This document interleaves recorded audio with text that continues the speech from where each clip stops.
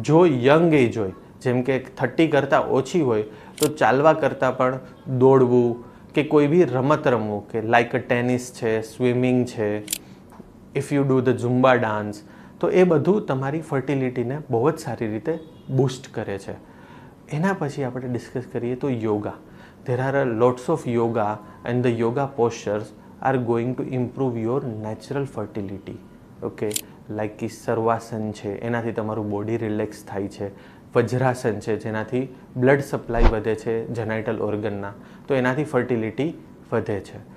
સૌથી લાસ્ટમાં અને મોસ્ટ ઇમ્પોર્ટન્ટ એ સ્ટ્રેસ છે. સ્ટ્રેસ રિલીવિંગ ફેક્ટર, કે જે બોડીમાં તમારું સ્ટ્રેસ રિલીવ કરી શકતું હોય, જેમ કે આપણે એક્સરસાઇઝ અને સ્પોર્ટ્સ વાત કરી, એ બોડીમાં સ્ટ્રેસ ઓછું કરે છે. એના સિવાયનું ઇમ્પોર્ટન્ટ વસ્તુ છે કે થોડા ટાઈમે વર્કમાંથી બ્રેક લેવો જોઈએ, જેમ કે કોઈ વેકેશન પર જાઓ લોકો, તો એનાથી ફર્ટિલિટી બહુ જ સારી રીતે ઇમ્પ્રૂવ થાય છે. આના ઉપરાંત જો તમને કોઈ ક્વેરી હોય તો નીચે ગયેલા નંબર પર કોન્ટેક્ટ કરો. Thank you.